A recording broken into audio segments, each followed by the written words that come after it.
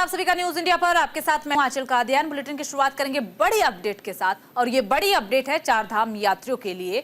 दरअसल केदारनाथ के लिए हेलीकॉप्टर का किराया अब सस्ता हुआ है। 25% सस्ता कर दिया गया है हेलीकॉप्टर का किराया। केदारनाथ में आज से शुरू होगी हेली सेवा। पैदल मार्ग बंद होने के चलते सस्ता हुआ है किराया। मुख्यमंत्री पुष्कर सिंह धामी ने 25% की छूट की घोषणा कर दी है। चारधाम यात्रियों के लिए बड़ी खबर सामने आ रही है। जहां केदारनाथ के लिए मार्ग बंद हो चुके हैं तो ऐसे में हेलीकॉप्टर का किराया सस्ता कर दिया गया है। दरअसल मुख्यमंत्री पुष्कर सिंह धामी ने अधिकारियों के साथ समीक्षा बैठक की। इस दौरान उन्होंने हालातों पर चर्चा करते हुए जरूरी दिशा निर्देश भी दिए।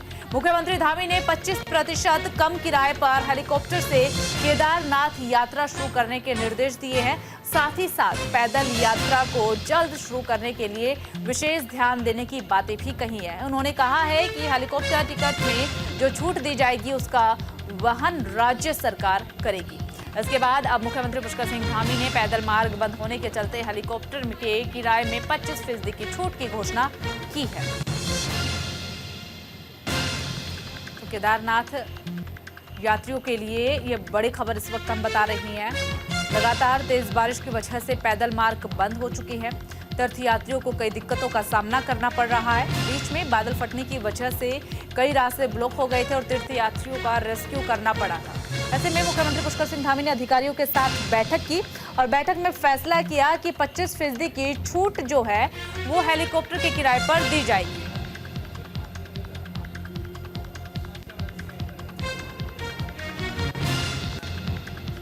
तो उधर हरिद्वार में कांग्रेस की जन जागरण यात्रा की शुरुआत हो रही है। 9 से 14 अगस्त तक ये यात्रा निकाली जाएगी। हरिद्वार में कॉरिडोर बनाने को लेकर के विवाद लगातार जारी है। कांग्रेस विधायक का बीजेपी पर आरोप भी है। जनता को गुमराह करने का आरोप लगाया गया है। हरिद्वार में कांग्रेस लोगों को जागरूक करने के लिए जन जागरण यात्रा निकालने जा रही है। 9 अगस्त से यात्रा की शुरुआत होगी और 14 अगस्त तक यात्रा का आयोजन किया जाएगा। दरअसल हरिद्वार कॉरिडोर को लेकर के इस यात्रा की शुरुआत हो रही है। इस यात्रा का मकसद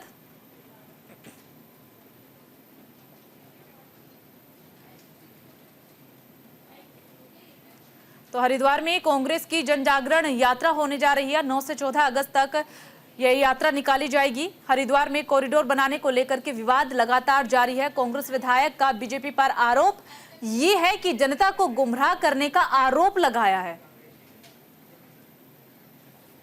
हरिद्वार में कांग्रेस लोगों को जागरूक करने के लिए जन जागरण यात्रा निकालेगी। 9 अगस्त से 14 अगस्त तक यात्रा का आयोजन किया जाएगा। दरअसल हरिद्वार में कॉरिडोर बनाने को लेकर के विवाद तस रहा है। इस मुद्दे पर कांग्रेस विधायक रवि बहादुर ने बीजेपी को भी घेरा है। उन्होंने बीजेपी पर कॉरिडोर बनाने को लेकर के जनता को गुमराह करने का आरोप भी लगाया है, जिसको लेकर के लोगों को जागरूक करने के लिए अब कांग्रेस की तरफ से जन जागरण यात्रा निकाली जाएगी। 9 से 14 अगस्त तक ये यात्रा निकाली जाएगी।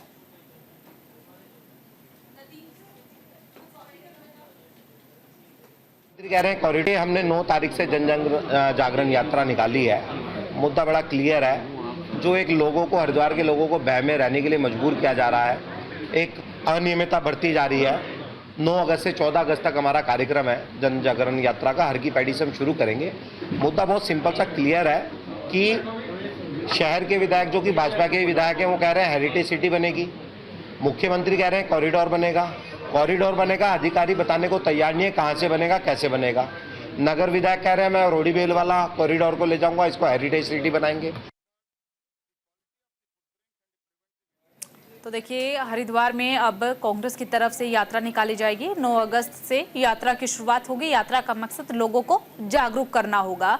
हरिद्वार बीजेपी ने बैठक का आयोजन भी किया है। आपको बता दें कि हर घर तिरंगा अभियान को लेकर के इस बैठक का आयोजन किया है। स्वतंत्रता सेनानियों को सम्मानित करने की योजना भी बनाई गई है।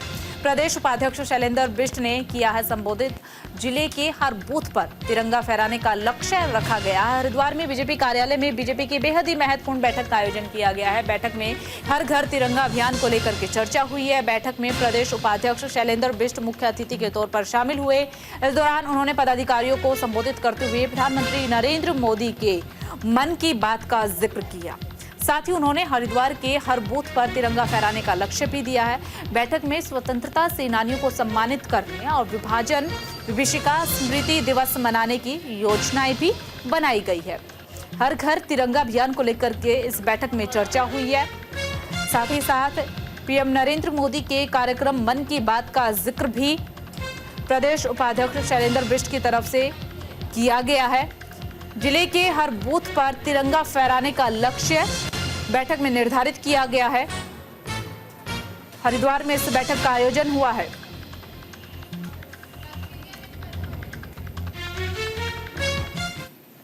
चलिए खबरों में आगे बढ़ते हैं। दिल्ली कोचिंग सेंटर हादसे के बाद अब एक्शन देखने को मिल रहा है।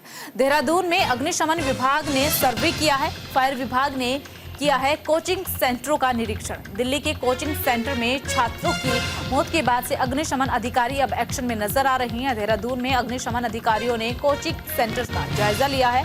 निरीक्षण के दौरान जिला अग्निशमन अधिकारी सुरेश चंद्र रवि ने 2 कोचिंग सेंटरों का निरीक्षण किया है।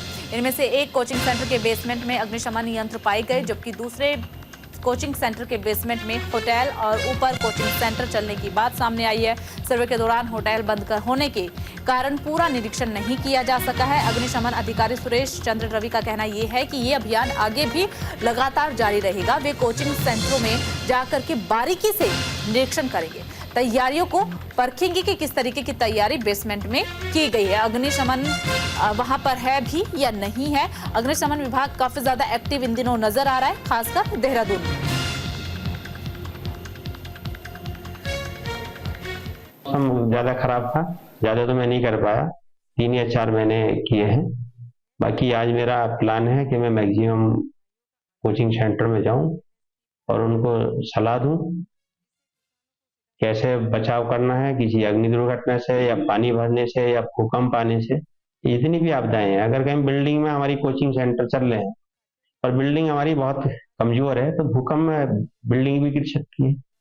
फायर डिपार्टमेंट जो है खाली आग ही नहीं देखता, जितने भी डिजास्टर है सब पे कार्रवाई करता है और उसमें बढ़ चढ़ के भाग लेता है। मौसम ज्यादा खराब। तो देहरादून में अग्निशमन विभाग काफी ज्यादा एक्टिव नजर आ रहा है। सर्वे किया जा रहा है। दमकल विभाग ने कोचिंग सेंटरों का निरीक्षण किया है। 2 कोचिंग सेंटरों का निरीक्षण किया गया है, जिनमें से एक की व्यवस्थाएं काफी ज्यादा पुख्ता थी, लेकिन एक में जो व्यवस्थाएं थी वो थोड़ी सी खामियां मिली है और सर्वेक्षण पूरा हो भी नहीं पाया है। लेकिन दमकल विभाग का कहना यह है कि वो पूरी बारीकी से हर एक कोचिंग सेंटर का सर्वेक्षण करेंगे, निरीक्षण करेंगे। देहरादून में अग्निशमन विभाग का सर्वे लगातार देखने को मिल रहा है। दमकल विभाग ने किया है कोचिंग सेंटर्स का निरीक्षण। कोचिंग सेंटर के मालिकों को भी तमाम दिशा निर्देश दमकल विभाग की तरफ से दिए गए हैं। आज भी कोचिंग सेंटर्स का निरीक्षण करेंगे दमकल कर्मी। आपात स्थिति से निकलने की क्या कुछ तैयारियां वहां पर की गई है, उन्हीं तैयारियों का जायजा जो है वो अग्निशमन के विभाग के लोग लेते हुए नजर आ रहे हैं। काफी ज्यादा एक्टिव नजर आ रहे हैं और कहा यह गया है कि 1 या 2 दिन नहीं बल्कि लगातार हम सर्वे ये करेंगे। हर एक कोचिंग सेंटर का बारीकी से सर्वे किया जाएगा, बारीकी से जायजा लिया जाएगा और देखा जाएगा कि वहां पर तैयारियां पुख्ता है भी या नहीं है। जहां पर तैयारियां पुख्ता नहीं है वहां पर दिशा निर्देश भी दिए जाएंगे, लेकिन अगर दिशा निर्देश देने के बाद भी तैयारियां नहीं की जाती है तो कोई दूसरा विकल्प निकाला जाएगा। तो उधर लक्सर में अधिवक्ताओं ने किया है बहिष्कार। वर्चुअल रजिस्ट्री की व्यवस्था पर नाराजगी जाहिर की गई है। वकीलों ने रोजगार खत्म करने का आरोप लगाया है। दरअसल उत्तराखंड में सरकार ने वर्चुअल रजिस्ट्री की व्यवस्था लागू की है, जिससे कि अधिवक्ताओं में अब नाराजगी देखने को मिली है। लक्सर में अधिवक्ताओं ने बहिष्कार भी किए का ऐलान जो है वो कर दिया है। कई दिनों से वकील हड़ताल पर भी बैठे हुए हैं। अधिवक्ताओं का आरोप ये है कि इससे उनके हितों पर सीधा प्रभाव पड़ेगा। 50% अधिवक्ताओं के रोजगार जो है वो खत्म हो जाएंगे। रोजगार खत्म करने का आरोप वकीलों की तरफ से लगाया जा रहा है। लक्सर में वकीलों ने बहिष्कार का ऐलान कर दिया है। वर्चुअल रजिस्ट्री की व्यवस्थाओं पर नाराजगी जाहिर की गई है। सरकार की तरफ से वर्चुअल रजिस्ट्री की घोषणा की गई थी, लेकिन वकीलों ने नाराजगी जाहिर की है और कहा है कि अगर वर्चुअल तरीके से रजिस्ट्री होगी तो ऐसे में कहीं ना कहीं 50% अधिवक्ताओं का रोजगार पूरी तरीके से खत्म हो जाएगा, ऐसे आरोप लगाए गए और अपनी नाराजगी वकीलों ने जाहिर की है। आरोप लगाते हुए बीते कई दिनों से हड़ताल पर भी अधिवक्ता बैठे हुए हैं और कहा गया है कि अगर जो ये फैसला लिया गया है वर्चुअल रजिस्ट्री का, ये वापस नहीं लिया गया, इस व्यवस्था पर नहीं विचार किया गया, तो ऐसे ही हड़ताल आगे आने वाले वक्त में भी जारी रहेगी। तो लक्सर से ये बड़ी अपडेट इस वक्त आपको बता रहे हैं, जहां वर्चुअल रजिस्ट्री की व्यवस्था पर अधिवक्ताओं ने अपनी नाराजगी जाहिर की है, तमाम आरोप भी लगाए हैं और कहा है कि 50% अधिवक्ताओं का रोजगार पूरी तरीके से खत्म हो जाएगा। तो अधिवक्ताओं ने अपनी नाराजगी जाहिर की है। लक्सर में अधिवक्ताओं ने बहिष्कार का ऐलान भी कर दिया है। सरकार के द्वारा वर्चुअल रजिस्ट्री की व्यवस्था की जा रही है, उसमें हमारा रोल खत्म किया जा रहा है। कोई भी आदमी कहीं भी बैठा रजिस्ट्री करा सकता है, जैसे सीएससी सेंटर वाले जाति प्रमाण पत्र बना रहे हैं, ऐसे इससे हमारे हित प्रभावित हो रहे हैं। हमारे 50% भाइयों का रोजगार खत्म हो जाएगा, इससे हमें पूर्ण क्षति है। ऐसी स्थिति में गढ़वाल मंडल में आज पूरे रजिस्ट्री का बहिष्कार है। देहरादून जनपद में मंगलवार से बहिष्कार चल रहा है और आज और कल पूरे हरिद्वार जिले में भी बहिष्कार रहेगा।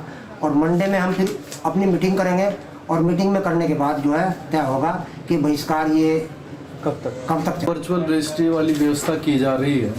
इससे जो हमारे एडवोकेट्स हैं और जो हमारे दस्तावेज लेखक हैं, जिनका रोजी रोटी इस काम से चल रही है, उनके ऊपर ये बिल्कुल प्रहार है। दूसरे है कि इसमें फोर्जरी की भी संभावना ज़्यादा रहेगी।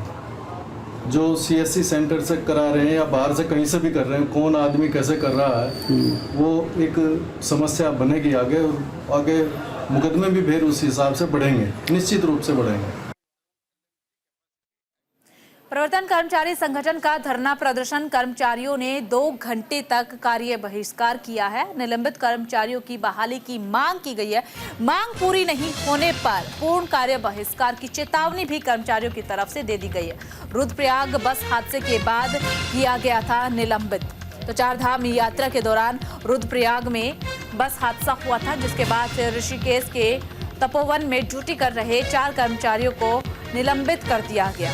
अब निलंबित कर्मचारियों की बहाली को लेकर के रुड़की में धरना प्रदर्शन जारी है। प्रवर्तन कर्मचारी संगठन, परिवहन विभाग उत्तराखंड के कर्मचारियों ने कार्य बहिष्कार किया है, धरना प्रदर्शन भी किया है। साथ ही साथ उन्होंने रुद्रप्रयाग बस हादसे में निलंबित किए गए कर्मचारियों की बहाली की मांग की है।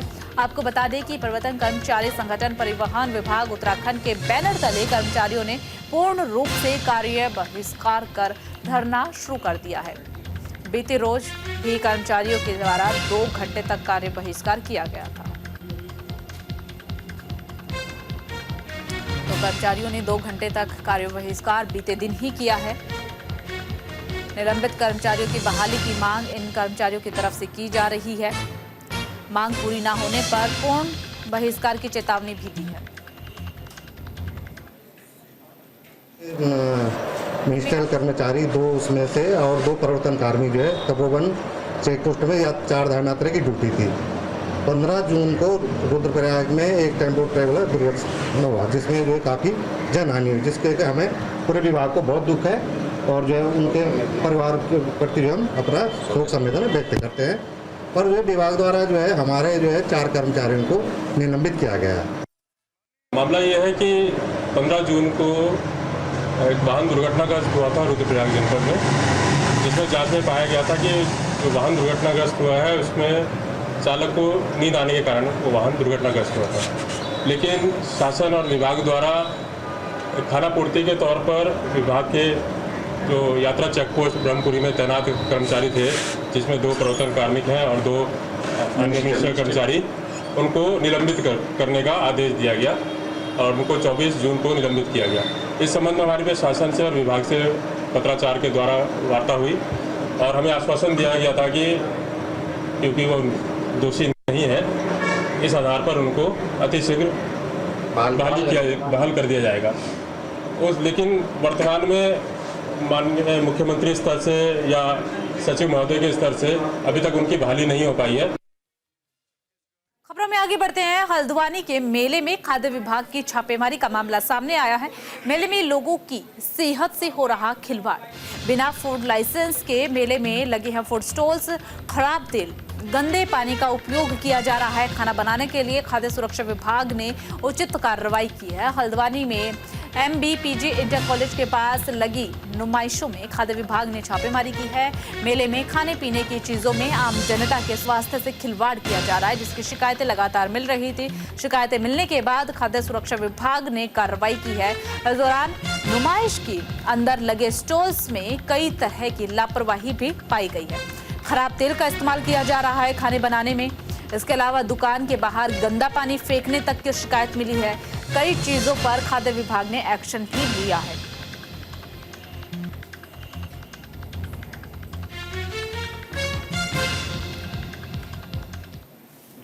जिलाधिकारी महोदय और नगर मजिस्ट्रेट महोदय के निर्देश पे हमने आज प्रदर्शनी, गंगा मेला प्रदर्शनी लगी हुई है MBD इंटर कॉलेज के ग्राउंड में, उसमें निरीक्षण किया है। और इसमें कई जगह गंदगियाँ थी और थोड़ा सा खाद्य पदार्थ में वो था, उसको हमने सब डिस्ट्रॉय कराया है। और हमने अल्टीमेटम दिया है कि 3 दिन में सभी को खाद्य पंजीकरण अनिवार्य रूप से उपलब्ध करा दिया जाए। इनसे खुद इनकी जिम्मेदारी सौंपी गई है और इनको कहा गया है कि गुणवत्ता युक्त जो खाद्य पदार्थ वो हमारे जो कस्टमर हैं उनको आपूर्ति होनी चाहिए।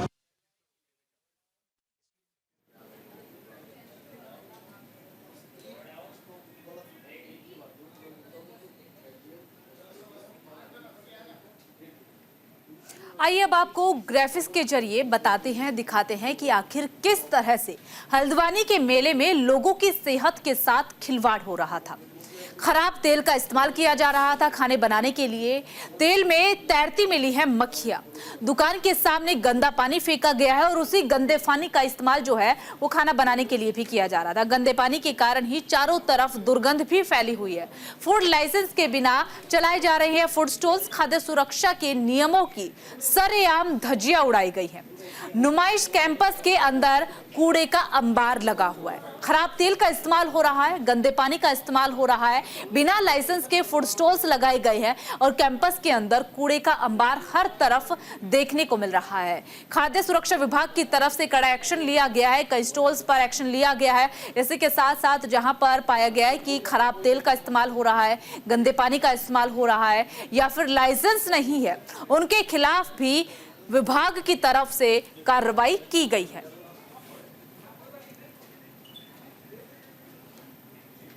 चलिए खबरों में आगे बढ़ते हैं। एयरटेल ऑफिस पर धरने के दौरान एक हंगामा देखने को मिला है। दरअसल कर्मचारियों और किसानों के बीच जमकर के हंगामा हुआ है। मामले में कार्रवाई का आश्वासन फिलहाल दे दिया गया है।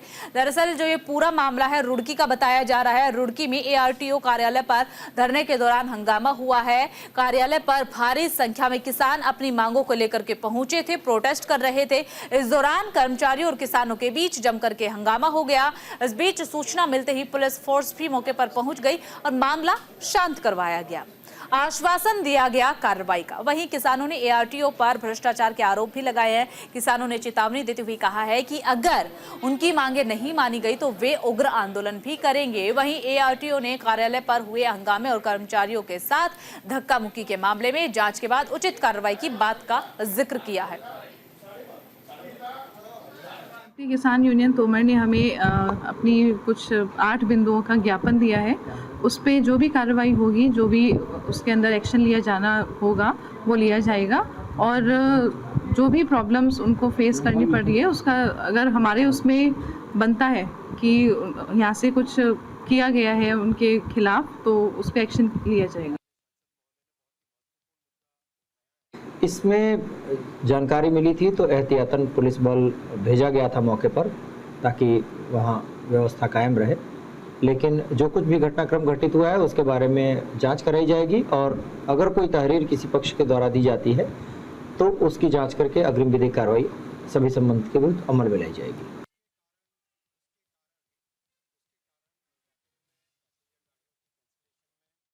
और राजधानी एक्सप्रेस में फिलहाल इतना ही। बाकी तमाम बड़ी खबरों के लिए देखते रहिए न्यूज़ इंडिया।